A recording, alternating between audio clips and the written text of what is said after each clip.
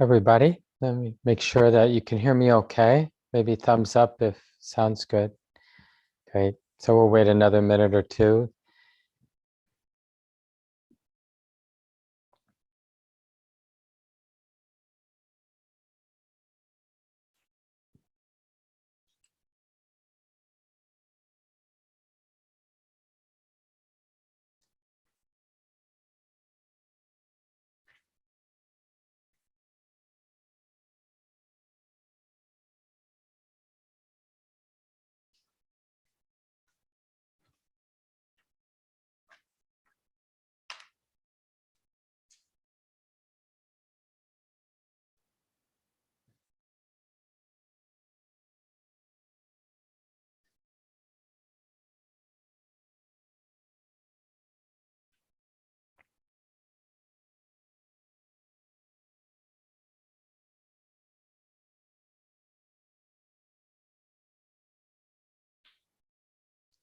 Nice to have folks joining in tonight.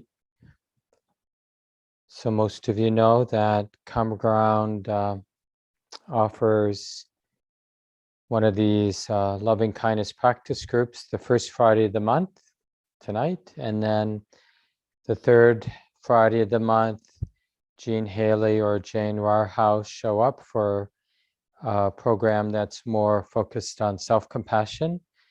And then on the fourth Friday of the month, Stacy McClendon leads and does it, I think, in a similar way where different aspects of the Buddhist teachings on loving kindness might be brought up. And so tonight I thought that we could reflect on our practice in terms of what for us is most simple. So that first movement that we can detect in our hearts at time, maybe even now, just a willingness to soften, more than our heart opening to loving kindness or goodwill or some basic goodness. Actually, in our subjective experience, it might feel more like a willingness to abandon some old pattern of being irritable or some old pattern of holding a grudge or being impatient, or just an identity around being hurt or being betrayed. And it's not that none of that stuff has some truth to it. There may be real evidence for why I feel betrayed or hurt in my life, or why I'm irritable, or why I'm bored, or why, I'm afraid. Any of the different flavors of aversion. We have our reasons. Life isn't easy, but that this is what we're really here to reflect on these Friday night programs around the Buddhist teachings on metta and karuna, which means compassion. We're just getting a sense that however often our mind is caught up in an aversive state, that it's all aversive states, whatever the particular flavor might be, it's something that arises because of causes and conditions, and it's something that can be abandoned, that goes away, that weakens, right? So this, what we're learning to keep in mind and what we're finding real value in keeping in mind is this truth, you could say, of the impermanence of fear and aversion, fear and hate. And we talk about it a couple of ways. Like tonight, I'm talking about it as just realizing that whatever the grip of hate might look and feel like, if we're just aware of it, we'll notice its nature to pass away. Sometimes we talk about it in a different way, like just that willingness to relate to the grip of hate, the grip of fear, with kindness. But one way or another, we're really here to practice that whatever the grip, aversive grip that that might be familiar to us because of, let's chronic tendency in our personality. Whatever the grip might be, we're here to keep remembering that it doesn't get the last word. And that we don't have to be afraid of all the different ways that our heart has been conditioned toward aversive states, fearful states, angry states, being the victim, being the angry one, being the one seeking revenge, or whatever, however that might look. That there's always another possibility. It's always really close. That's key. Because if we don't have some intuition that it's really close, we won't be interested in the moment and in the dynamic, changing nature of the moment. And this is really so essential. A lot of times, when we get instructions like we should pay more attention to the attitude of mind or the mood, what qualities are currently dominant in our mind and our heart, it's hard for us not to think of that in a judgmental way, like that sort of parental finger wag, like be careful that we don't have the unwholesome qualities dominating our mind.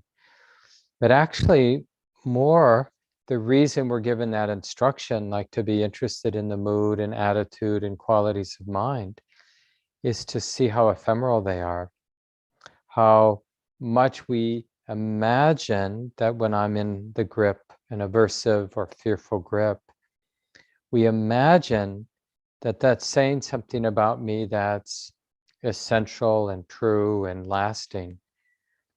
But as we get more interested in the mood, we realize not so. No, it's pretty ephemeral.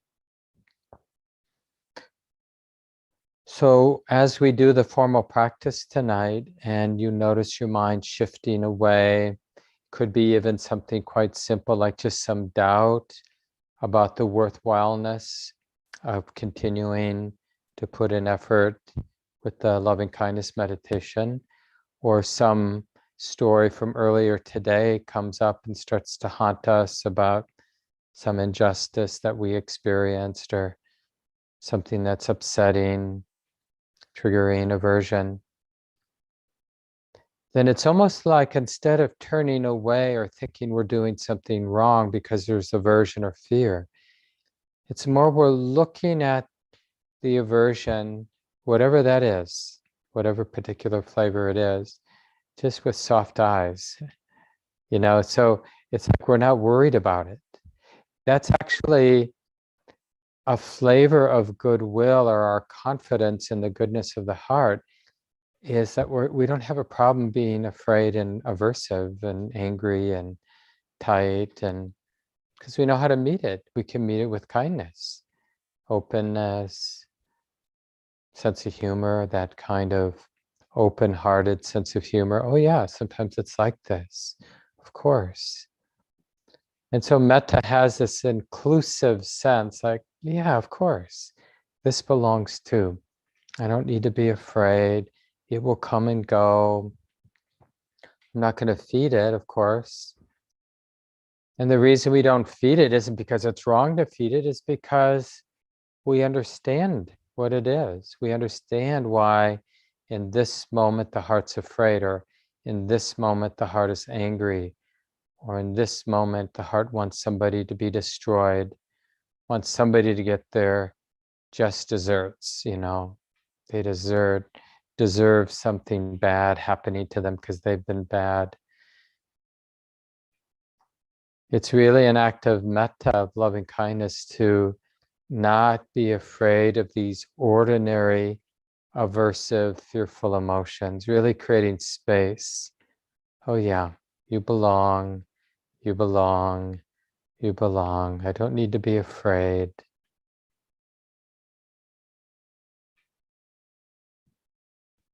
So let's get settled, whatever posture seems to work. It's nice to feel relatively comfortable when we do a more concentration practice, and all the different styles of loving kindness practice would be considered a concentration practice in the sense that we're not opening to the totality of our experience. We're choosing instead for these next 35 or 40 minutes just to do our creative best to keep the attitude of loving kindness in mind, and to pretty much use anything at our disposal to remember this heart is capable right now, with the conditions or circumstances as they are. This heart is capable of being friendly, being kind, of being open-hearted, of being good. So with that, we just settle. And it's any number of things we can do in a way to activate the confidence. One thing that can be quite helpful is just to do a 5-minute forgiveness reflection. I'll do it in the way that I like to do it, but over time you can find your own way to move through this reflection. So one way to do it is just to bring to mind, or even better, just see what comes to mind when you think of any situation where you might have caused harm to another. And whether you did that intentionally or it was accidental, whether it was something recent or long ago, but just see what comes to mind sometime when it seems like you've caused some harm because of your words or your neglect or your action. And just allow the memory to move so you have a felt sense of the person or the people involved, and perhaps the harm that was caused.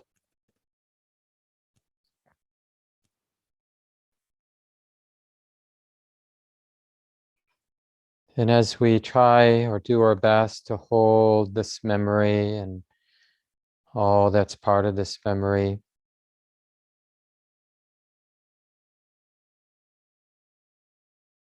just remembering that it isn't easy to be a human being. In fact, as we all know, it's really easy to make mistakes, to not see the whole picture, or to be caught up under the influence of some strong emotion that's gotten triggered, so we don't see everything clearly. And so what we say or what we don't do, what we do, comes from this limited place, and we end up really causing harm to ourselves and to others. So we just keep this in mind. It isn't easy being a human being. In fact, it's easy to make mistakes. And then, as if we were talking to the people involved with this particular incident, we just ask for forgiveness. So I'll say a few lines out loud, but you can rephrase it just whatever makes sense, as if you were actually talking to the people involved.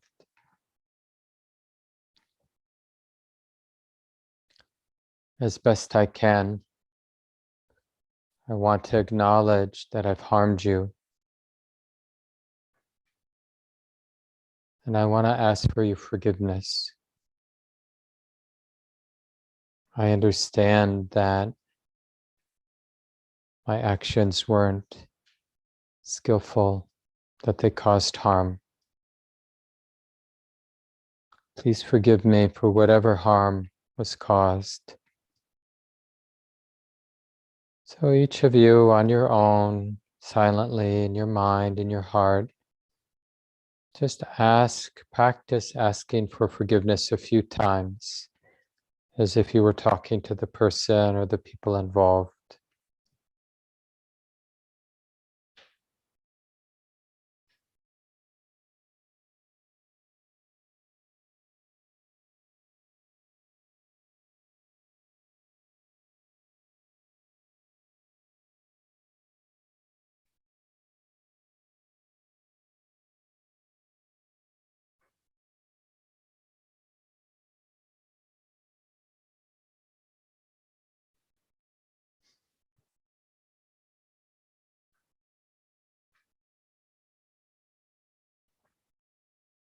And then you might want to bring to mind another situation where you've caused harm to another. And just go through the same process. Just feel into it, remember it. Remember that we're not a perfect human being and that we're capable of making serious mistakes at times. And then as best you can, ask for forgiveness a few times, as if you were talking to the person involved.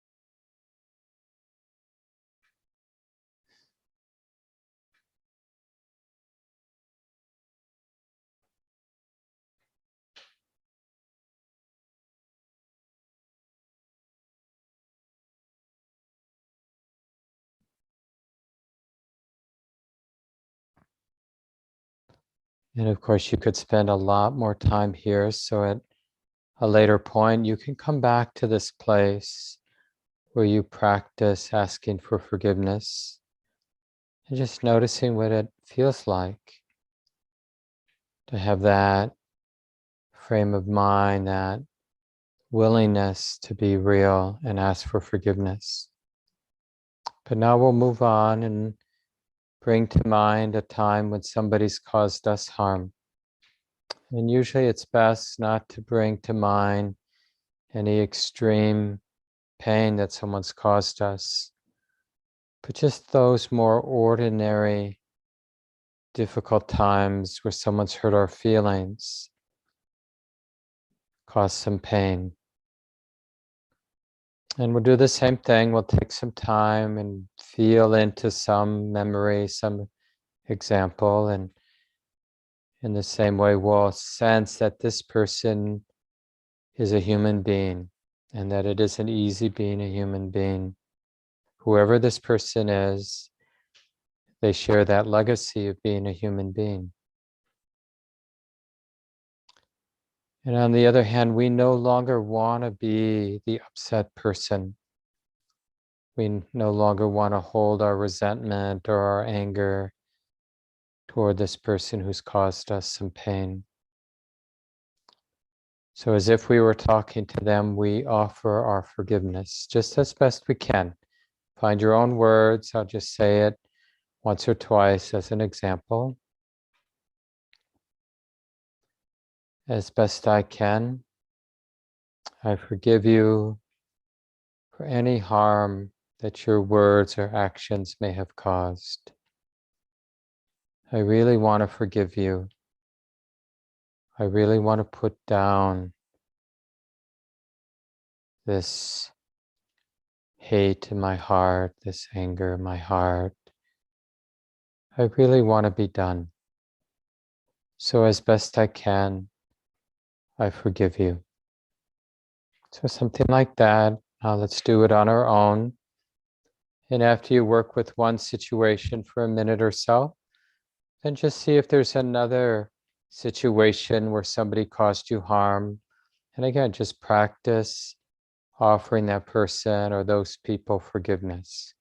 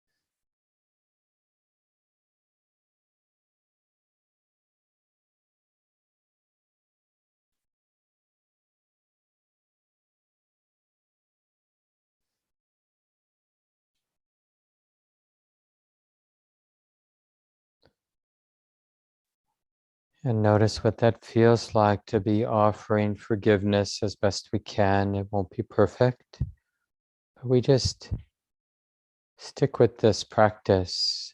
And again, you can come back to this place where you're offering forgiveness, but now we'll turn our attention to ourselves, this heart, this life.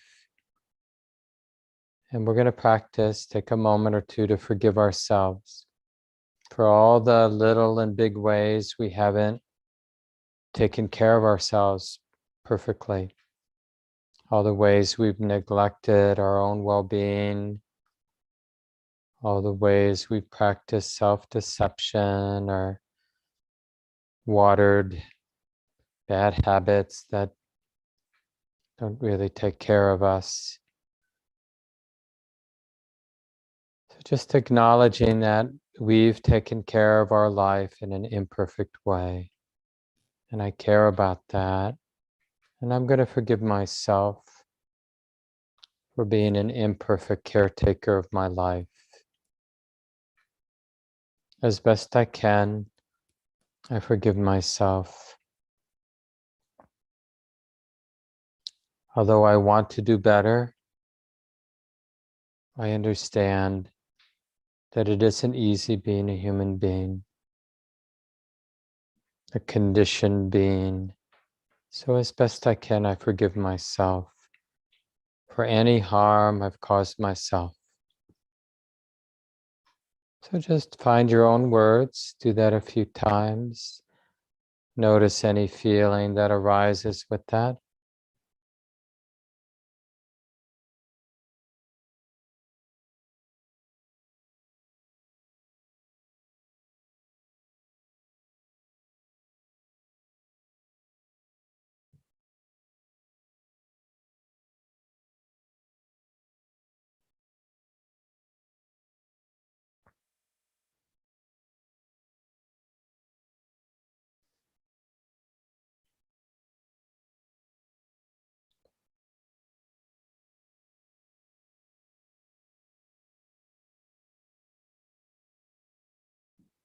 And just feeling the heart being tenderized by this work.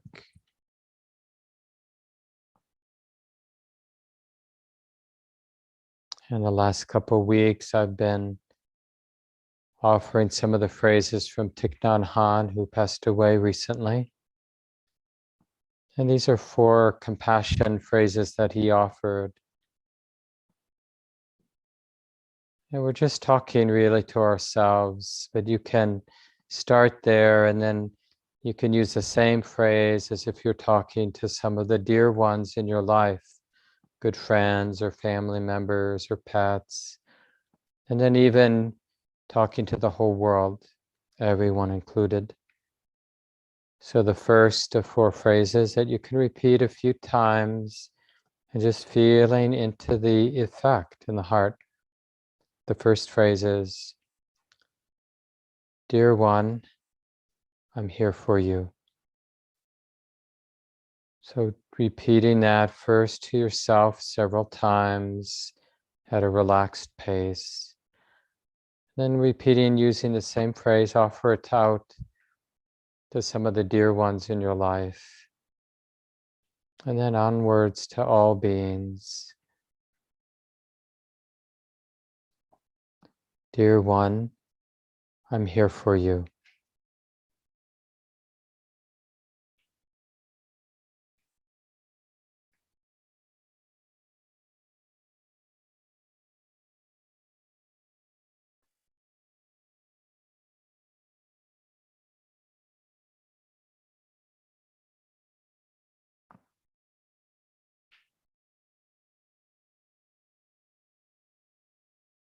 And you can add in something like, as best I can, just so you're not creating the conditions to judge yourself or to feel badly.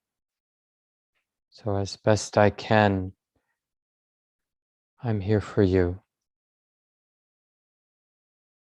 And we speak that to ourselves and to loved ones. into more neutral people in our lives, and even the difficult people, difficult beings, and all beings without exception. Dear ones, as best I can, I'm here for you.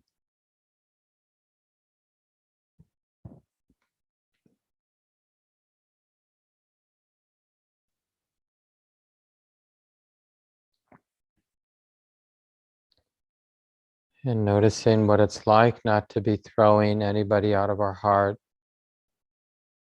Everybody belongs. And the second phrase, we're acknowledging that other beings are present too. And it goes like this.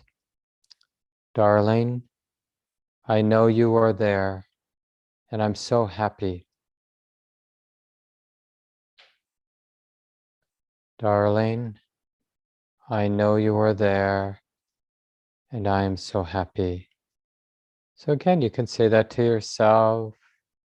You can say it to some of the loved ones in your life, and then outward from there, till you're saying it to all beings. Darling, I know you are there, and I'm so happy. And you can, of course, change the phrase so it feels right for you to be repeating it.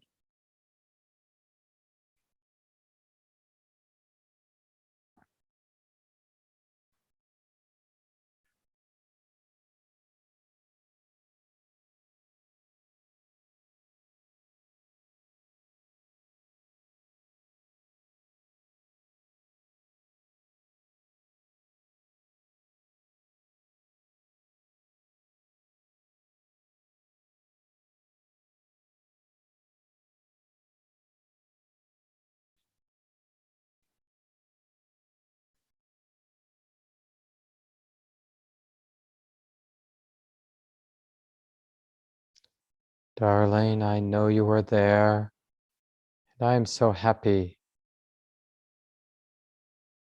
And so now the third phrase, we're just recognizing the truth of suffering out there. It goes like this. Dear one, I know you are suffering, and that is why I am here for you. Dear one, I know you are suffering, and that is why I am here for you. So just take some time, be creative in how you use it. Start close to home with yourself and outward from there.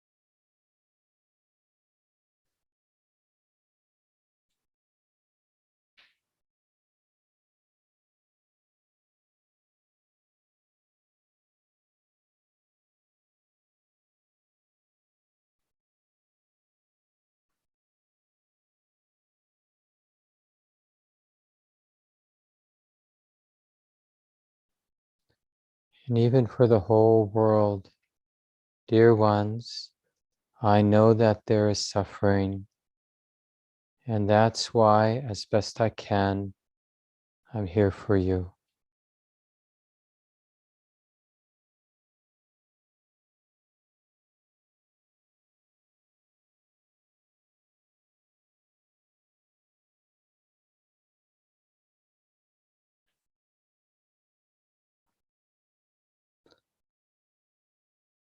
And then enough balance, enough integrity, enough compassion to ask for help ourselves. So the fourth phrase is, dear one, I am also suffering. Please help. Dear one, I am suffering. Please help. And just to sense what a powerful act of compassion it is to acknowledge our own suffering. Dear one, I am suffering. Please help. So try that out.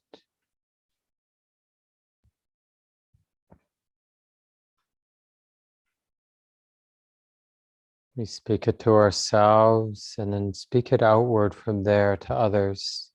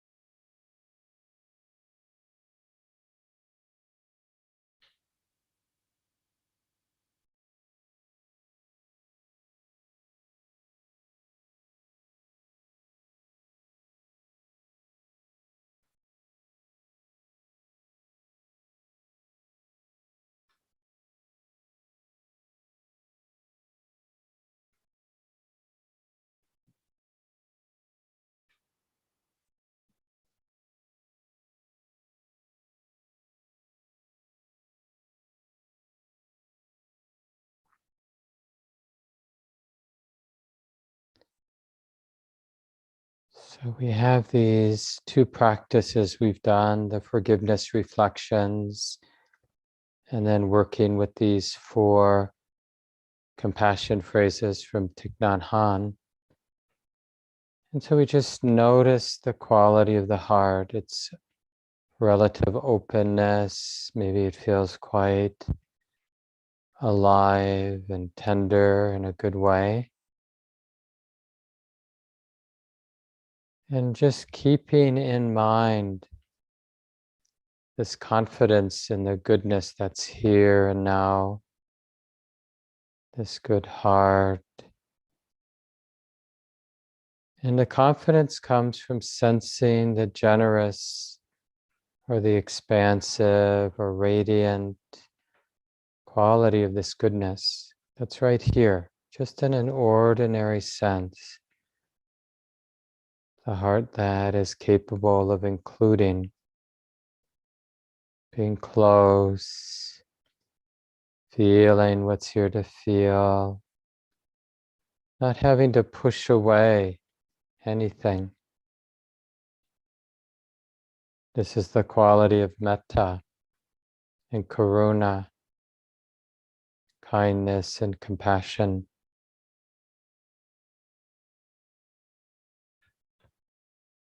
Like a beautiful smile, radiant smile here. And of course, what is affected first is just the sense of the body being touched by this love, this friendliness, and this tenderness. So just sensing that glow of goodness affecting the body, the healing of love.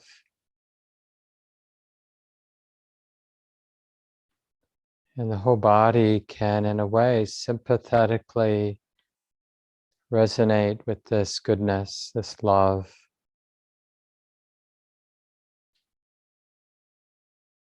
As if the whole body was this, is this generous warmth and light of kindness and love.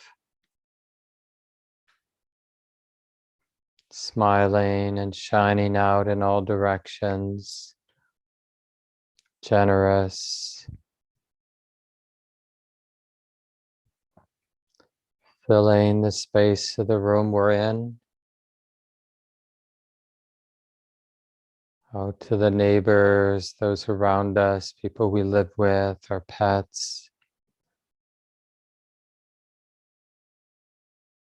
And really confident that this is a generous contribution to the moment, to those around us, just to be abiding, to be trusting this goodness that's here and now, actually here and now. And we're learning to trust it, to rest. And we're learning to keep in mind the generous nature of these beautiful attitudes, the divine abodes, kindness and compassion and appreciative joy and the radiant balance of equanimity.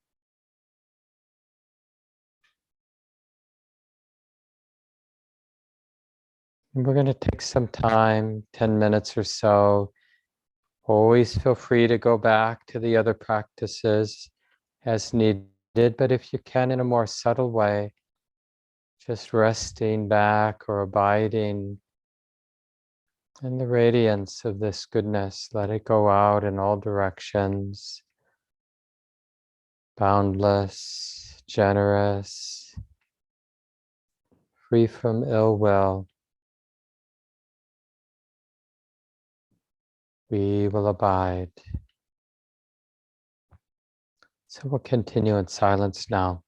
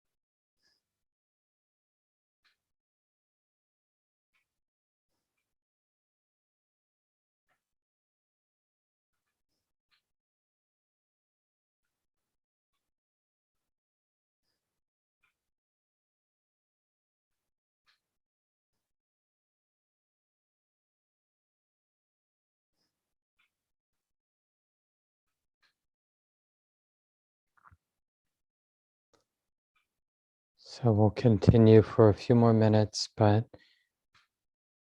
remember, the practice is to stay attuned to metta, to the goodness that's here and now, to keep love in mind.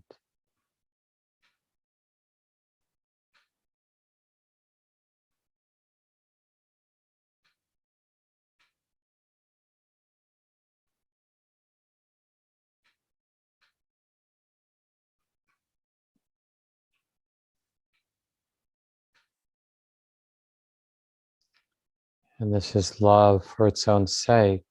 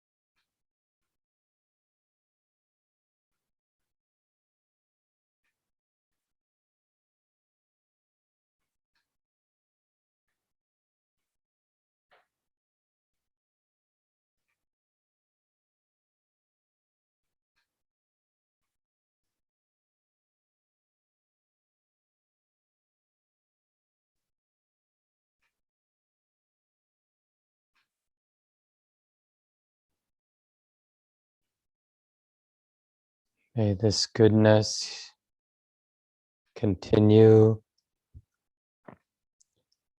May this goodness increase,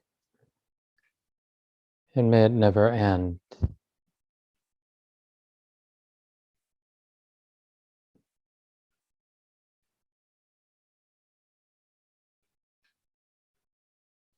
This is a way of expressing confidence in this capacity that we've uncovered, at least to some degree tonight. This goodness, may it continue, may it increase, may it never end. Because one of the things we can sense is it doesn't run out.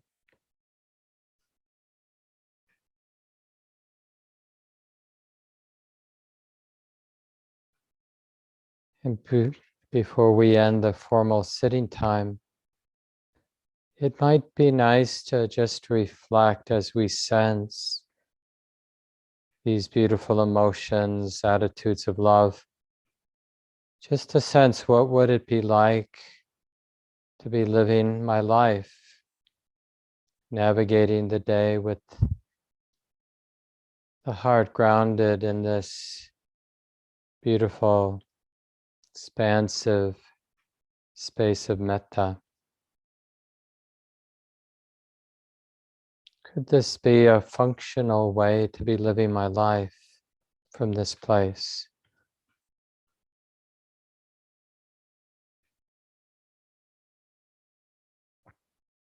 And we can keep sensing the radiant heart as we open our eyes and begin to stretch your bodies, however you might need to do that.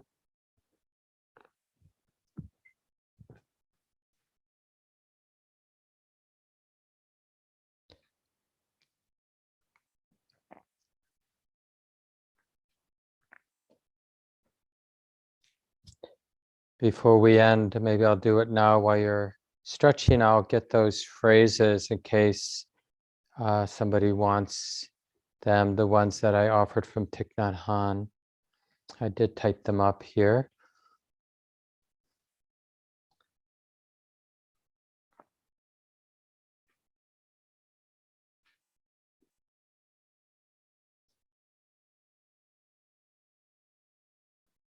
And you probably noticed I also put in the chant we'll do at the very end of the evening. But here are the 4 phrases in case you want to copy them or have them available for yourself.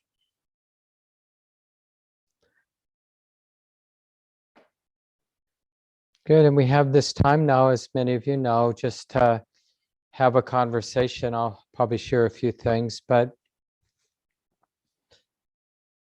one of the things we want to challenge ourselves around is that consciously or unconsciously, we probably have learned a lot about how the different states of fear and aversion and hate don't really take care of me, and how attitudes of kindness and compassion and appreciation and that radiant equanimity really are protecting and functional in the most ordinary sense. I mean, we can really, it's sort of provocative and in a way we might even resist this, but we can be living our life with these wholesome and pleasant states. Even compassion, which involves our capacity to be intimate with the reality of suffering, our own or others. Even compassion is in a sense, I know it sounds funny to say this, but it's a pleasant state to realize that my heart isn't afraid of your suffering or my suffering, to realize that I'm not destabilized around suffering is really an empowering, beautiful state to touch into at times and hopefully more and more. And so this is, when we come to the class on Friday nights and do some of the practice at home or deepen this trust in the goodness of our heart, it can be very challenging, because what can come up for us is, why would I ever choose to be angry, hateful, afraid, identified and locked in or under the grip of some aversive state? Why would I ever do that? Because part of touching into that place, and maybe you had a taste of it tonight, and I tried to suggest it at the end of the guided meditation, where in my life, where in my day would this quality of heart not be useful and appropriate to take care of business? What couldn't I do with a loving heart, an open heart, a tender heart? Like, what part of my day do I need that grip of aversion, that grip of fear in order to function? And it really challenges us, because that's kind of the lie. Mostly unconscious lie, but that of course I'm angry, of course I want revenge, of course I'm afraid. It just, we feel like that's my only option. Like, when conditions are this way, it's my only option. And that's really what this Buddhist practice is all about. And it's quite diverse, how many different ways to do the practice. We did it a number of different ways, even in this one 35, 40-minute sit that we did. But we want to sense, the whole point is like keeping it in mind and sensing directly in our own experience its functionality, and it's how it keeps everything open and loose, and it just allows us to live our life in a more pleasant, nimble, creative, useful way.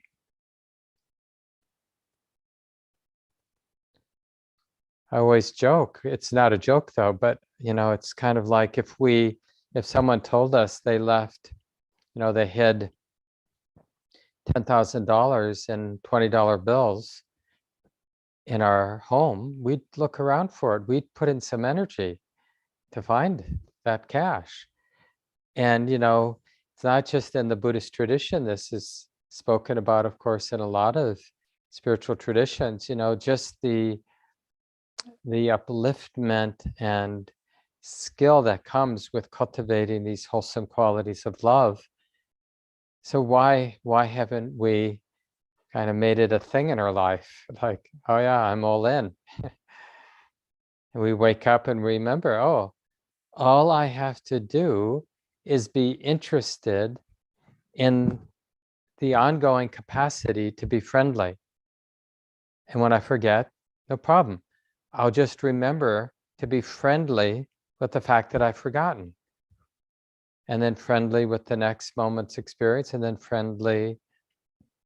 And I'll get very interested when I keep, one way or another, falling back in the habit of being unfriendly with my body, unfriendly with the temperature in the room, unfriendly with a particular thought that keeps showing up in my mind, unfriendly with the cat that thinks it wants to go outside, but every time you open the door, it decides it doesn't want to go outside. And it doesn't seem to connect the dots. Like, no, it hasn't warmed up. It's still that freezing weather, right? And it's the same thing, we want some sense pleasure, but every time we go looking for some entertainment, it's not very entertaining. And then we go look in the fridge for something good to eat, and we were just there 15 minutes ago and it's still the same stuff. And to realize that there's this other possibility, which is like it's actually like a nutriment, we can feed on love, we can abide in it. It's not so much that the ego feeds on it, it's more like we can rest back. Once there's some confidence and it has some momentum, we can really trust it. And it'd be nice to hear from folks examples. These testimonials are quite useful for us to hear from others.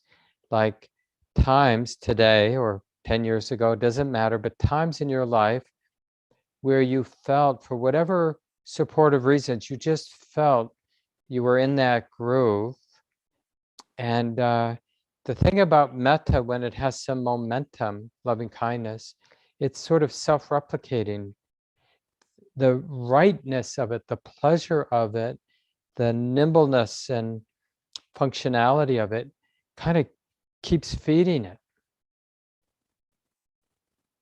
There's sort of a general principle in the Dharma and the Buddhist teachings that when we bring a balanced, clear attention to an unwholesome quality in the mind, it tends to fall away.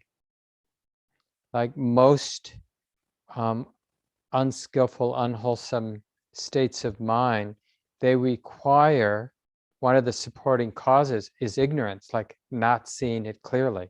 So when we see it in a balanced and clear way, it doesn't hold up. And the opposite then is true for the wholesome qualities like loving kindness and compassion and appreciative joy and equanimity. When they're seen, when these states of mind or attitudes of mind are seen clearly as they actually are, they're strengthened. So one of the supporting causes for metta is recognizing metta. We say the same thing about mindfulness, being aware of the present moment.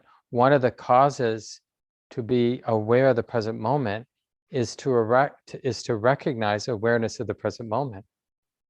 So anyway, that's enough for me. It'd be nice to hear from folks your own experiences of kind of some momentum, some continuity of friendliness.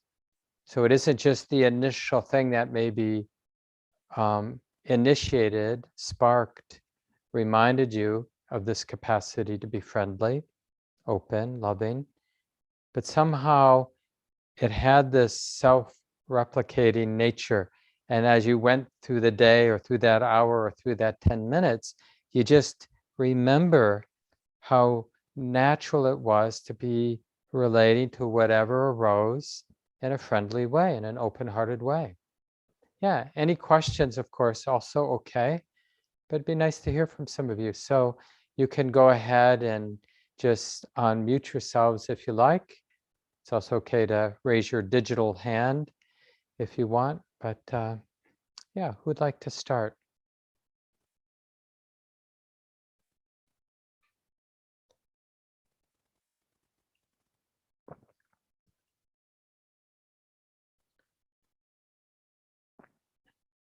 Go ahead, Jennifer.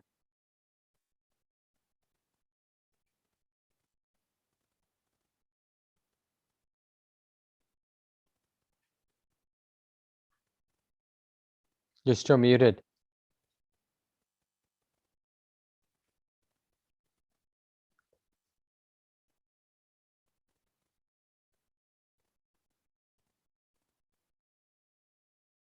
And most of you know, while Jennifer's figuring out, I've spotlighted myself because we're recording this, but you can always choose the gallery view in the upper right.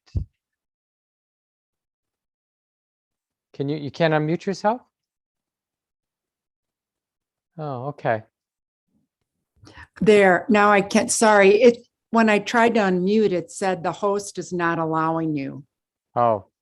So, but then the host did. Oh, okay. Yeah, got it. Yeah. I see. Yeah. Now let's see if I can remember what I was going to say. I feel that this is a continuity of loving kindness that I've been practicing for the past couple of days, and it's toward me because I have been going through a very deep grief and depression that feels as though it's coming from nowhere, and I feel it physically in my body when the grief starts. And I've been trying something other than distraction, which when my depression can get really severe is a way to for me to alleviate it. And so I've been staying with it, and I took Thich Nhat Hanh's phrases that you had shared on Monday and just repeated them to myself throughout the course of the day, and then did lying down meditations, staying in touch with the body. So guided meditations for feeling the body.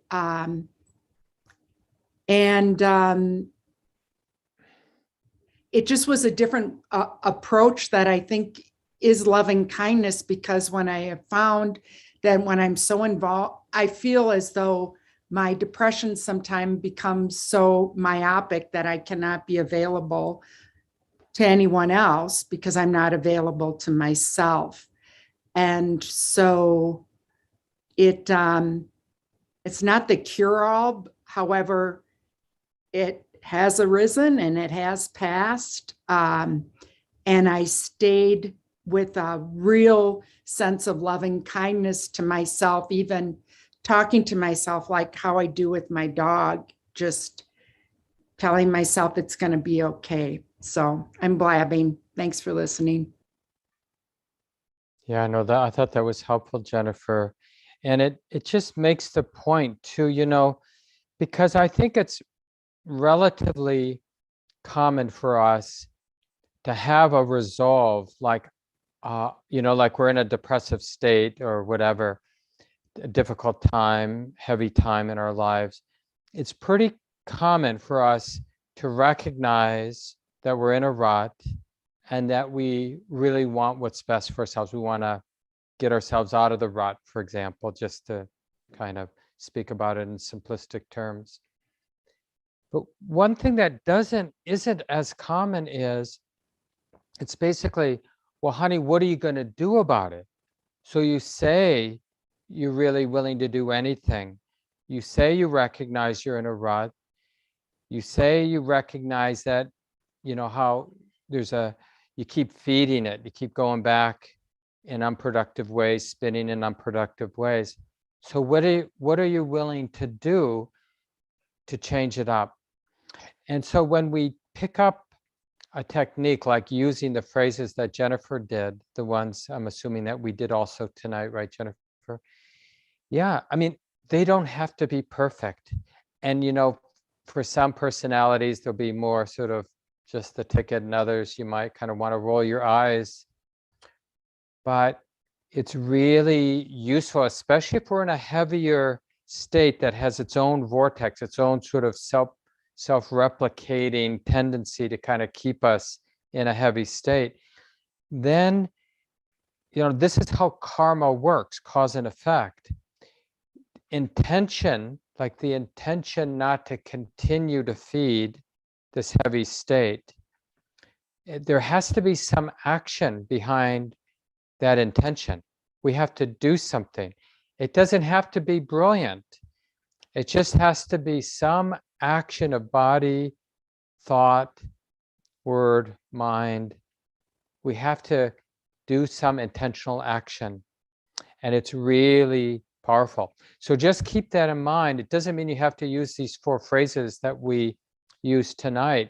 Like I said, there are almost an infinite number of skillful means to generate.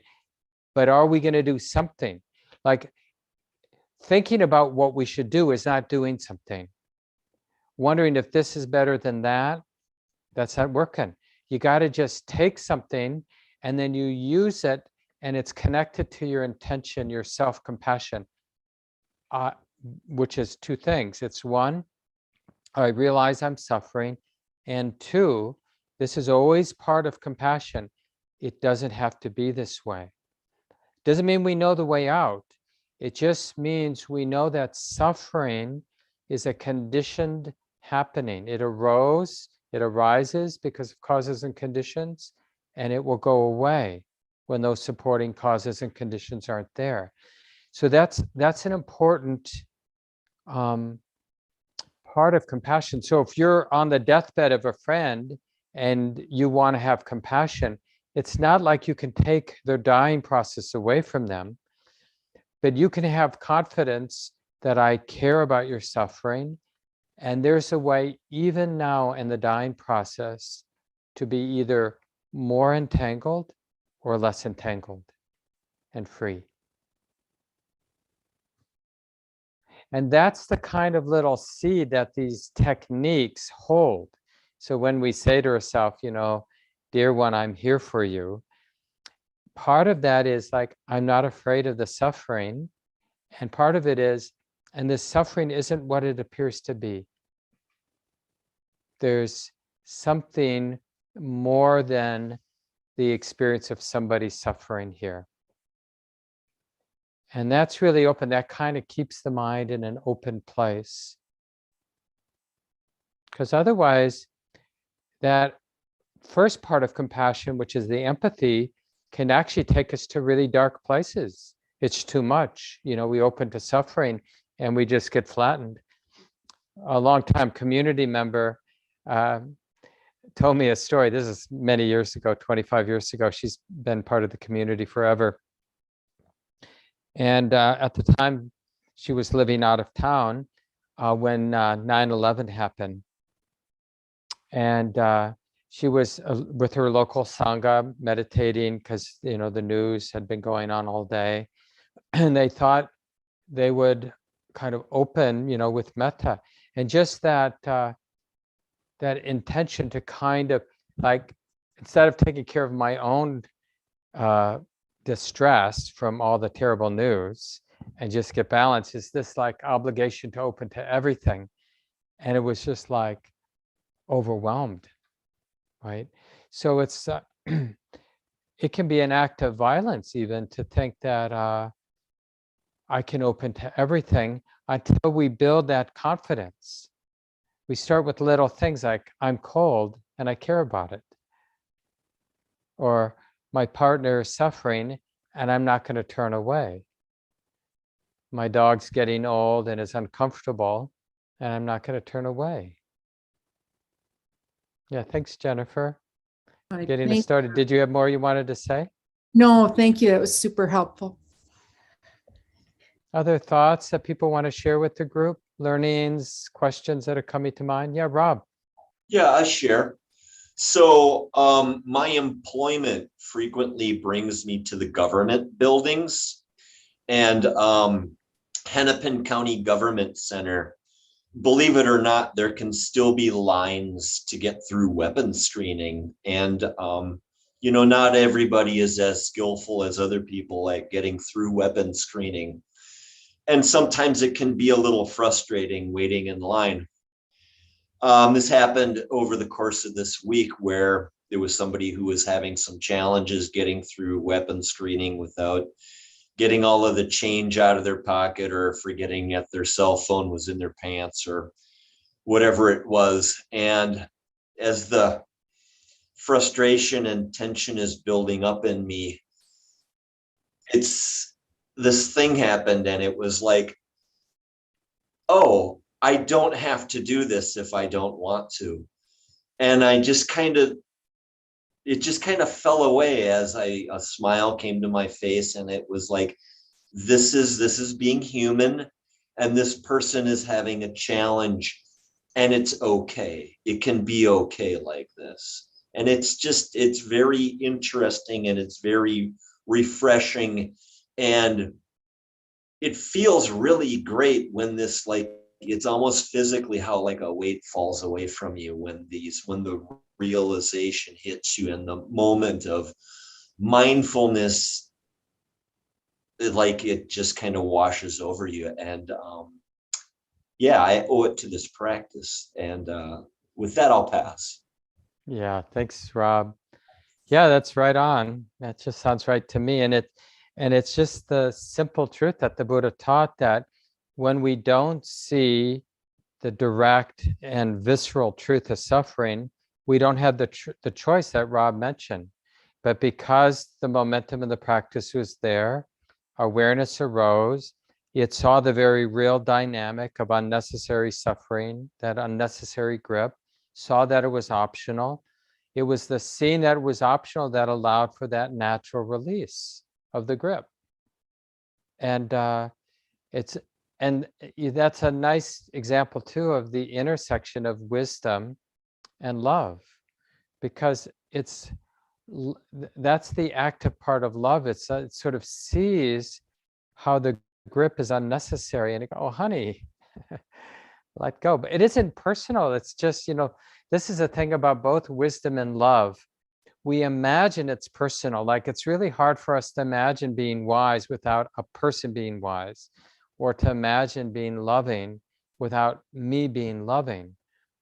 But that would be a little bit extra, like in the story that Rob just told, to kind of insert, okay, and then Rob said, oh, you don't need to be frustrated by this person taking so much time to get through the security line. You can relax. But it was just that direct sensitivity to the grip, and having enough space to realize that the grip was, like Rob said, was a choice. Wisdom saw that, and then there was the release.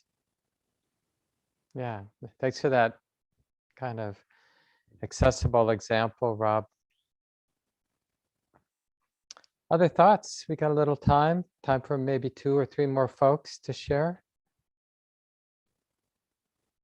What have you been learning, or what questions are coming up for you in your practice that you'd like to bring up? I have a question. Hi, Jenny. Hi, everybody. I'm going to try and break it down. So, because So I work in a school, and I work with a group of 5th graders. And boy, there's this balance between asking them to do something in a way when they're not willing to do it. And it's something that they have to do. And so I've learned several tricks to be assertive and let them know they have to do this. And it hasn't happened very many times, but 2 weeks ago, I lost it on this kid. I was just like, pick up your coat, quit stepping on it. We're having lunch, pick it up. And, you know, he's smart enough to be able to pick his coat up off the floor and put it next to him. And so that doesn't happen to me very often, but could you explain to me, is there a way that I could have, so he did not do it. I ended up picking up the coat and moving it to a different place and putting it on a table where he would have to go get it later. But I was just shocked at how quickly I just lost it on him. And I mean, I didn't yell at him or anything, but it was just like, you're not doing this. What? So anyway, can you talk to, if there's a way to explain what you're talking about with that? Because clearly I wasn't able to do it. Yeah, well, did you notice the intention when you spoke loudly to that student? What did that feel like? What did it look like? Oh, I was mad. So yeah, my intention was to get my will met. Yeah. And then how did you relate? Like, did you know you were mad when you were mad, or was it in hindsight you realized that you got angry? Oh no, I knew I was mad. Yeah. Because, part of, the question is, did, I have to be a little bit careful with this, but, I was a school teacher too. I think you know that, Jenny.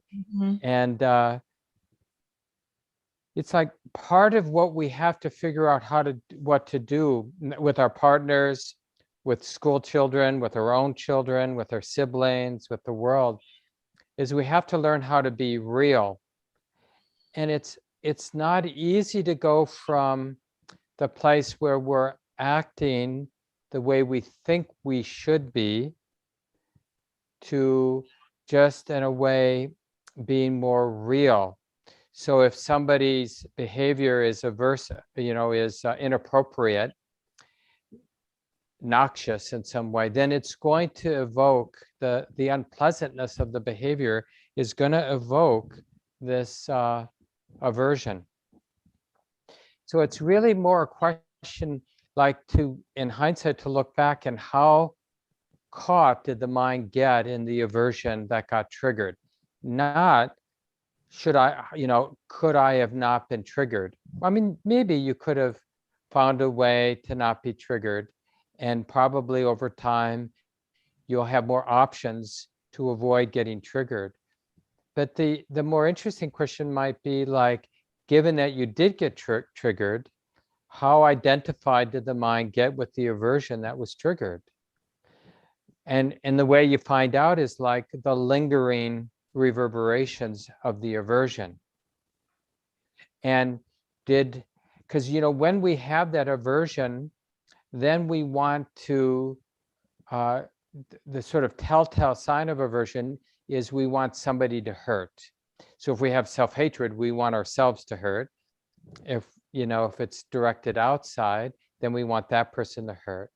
So you could look and see, like, the words you spoke and the volume and the tone that you used, was it directed to make that student hurt? Oh, totally. Yeah. And then is there remorse? Totally. Or did, oh yeah. yeah. Oh, yes. Yeah, that was a couple of weeks ago, and that has not happened again. Yeah. And So maybe you learned the lesson just because there was enough awareness to sort of feel into it. And then the question is, though, you have responsibilities as the adult in charge, and what might work next time? Because part of that hiriotapa, that wholesome concern and wholesome regret, is not wanting it to happen again. So it kind of lives on. It can actually, that's an appropriate thing for it to do, is to live on, because in that time we regurgitate it, we feel that wholesome regret, and it begs the question, I wonder what I should say should I raise my voice? If I do raise my voice, how should I do it? What would work, what doesn't work? Because it's nice to be prepared. These, as you know so well, it's going to happen again, right? And what are you going to do next time? Do you have a sense of what you would do? Like, what does that wholesome concern and wholesome regret, how does it inform how you might handle it next time? Well, there hasn't been a next time yet, because one of my biggest priorities is figuring out how important this is. And let me tell you, it was not nearly as important as I was making it be in terms of the degree of how angry I was. It was Yeah. ridiculous compared to what was, there is no, he wasn't, yeah. So maybe that's why it hasn't happened again. But remember, the anger is a real force, just like molten earth, from volcanoes. It's a real part of having a planet. You don't get a planet that has a hot core without lava. And I don't think you get a human being without anger. So it's really more a question of what you do. Like kids, fifth graders in particular, fifth, sixth, seventh, eighth graders, from my personal experience, they're just, they're old enough to really know how to get under adult skin. They've got instincts for seeing weakness, right? And so it's going to happen again, and anger will come up. So it's really more like what to do with that, because being afraid of the anger or ashamed of the anger might actually be more toxic. Like what you explained to us doesn't sound so toxic in a school setting, I mean, we don't really know what you said or how you said it, but you didn't lose your job. No, and I really didn't say anything that was, it was just for me personally, it was above and beyond what I usually. Yeah, but that might be just interesting for you to look more broadly at your life and just to get curious about, do you have an open and loving relationship to anger? Or are you afraid of it? Do you have aversion and fear about anger? Because, and especially in our gendered upbringing, those of us who are older in particular, it wasn't really for women as allowed to, to normalize and to let anger move, right? So it gets sort of suppressed or repressed.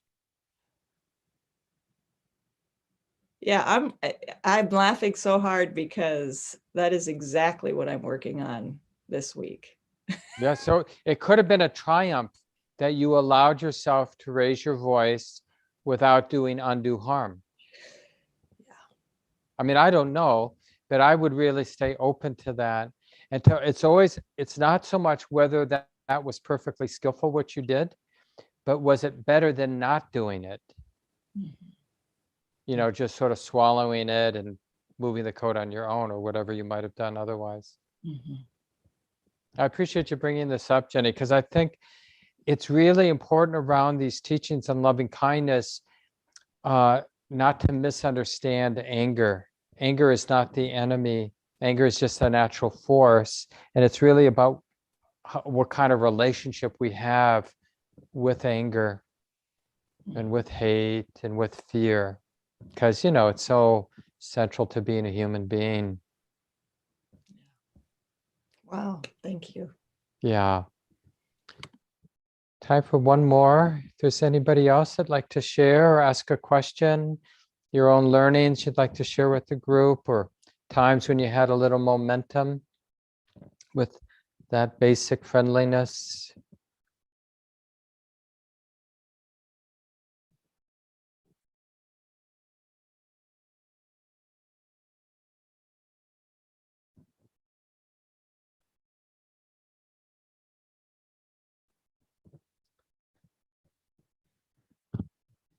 Well, maybe we'll just just do our chant then to end the evening if nobody has anything they want to say. So I put that in a little bit earlier, the 4 quarters chant. Just nice to be able to sing together and just, I just find these words, speaking of little tricks, you know, memorizing this basic phrase, changing it up a little so it's easily repeated, you know, simplifying it. And just having the basic structure of this phrase available to bring up during the day, I found very helpful. Just for me now, I will abide, even those 3 words is triggering of metta, because it's in my mind, it's just associated with being in that open-hearted, generous place. I will abide. So just see if this might be good medicine for you to play with. And memorization can be really useful, whether it's the 4 phrases or one of the 4 phrases or any other thing that, for whatever reason, resonates with you. But anyway, let's do this together to end our evening.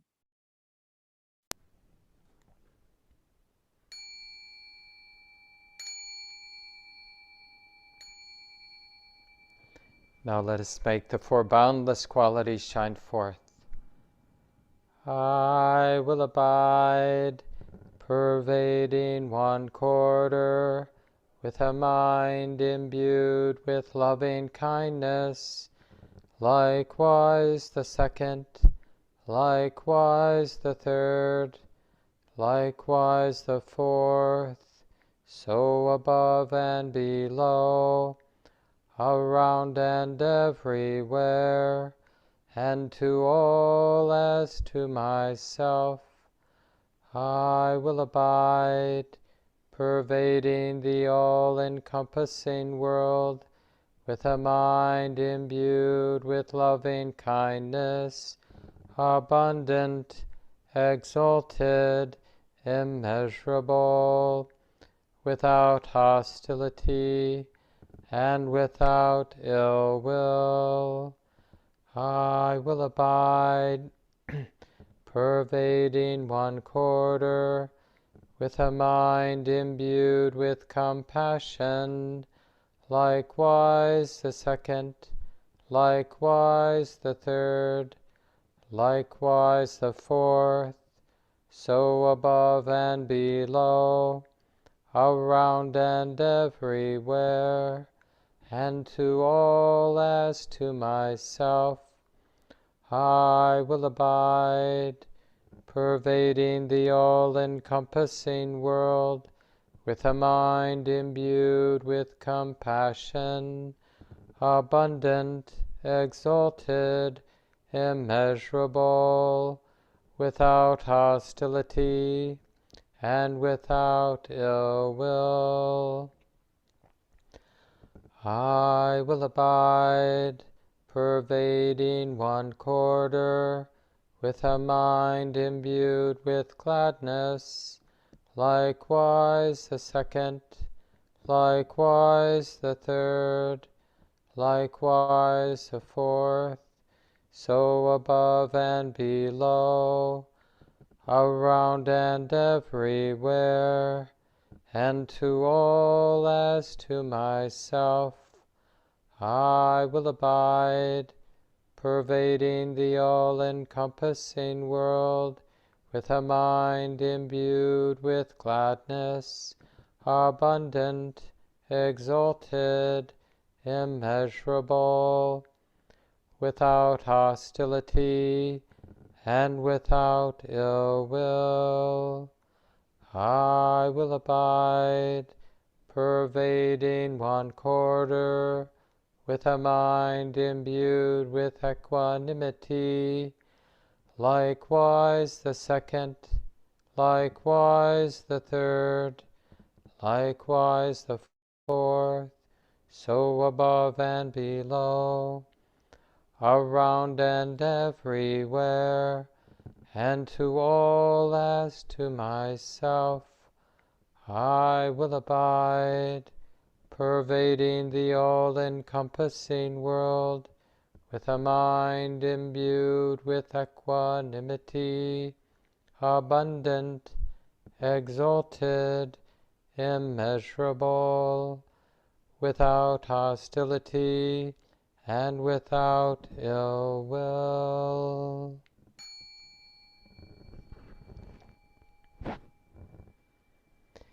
So nice to be with everyone tonight. Appreciate you coming. And if you're interested, Ramesh is doing his workshop on mindfulness and physical pain tomorrow. I think it might be 1 to 4. I'll lead a half-day retreat next Saturday. And then Shelley Graff will be leading the day-long retreat at the end of the month. And there's some practice periods at the retreat center coming up. I'll be out leading some practice with a few other leaders, February 22nd through the 27th. And then there's one, I think it's the 3rd weekend in March. And then Stacy McClendon and I are going to do a retreat for people new to Buddhist retreat practice that 2nd weekend in March at our retreat center and also online. So that's coming up. Thanks again, everyone. Feel free to unmute yourself if you want, just to say goodbye. Thank you. Bye. Thanks, everyone. Bye. Thank Bye-bye. you so much. Bye-bye. Bye, everyone. Bye.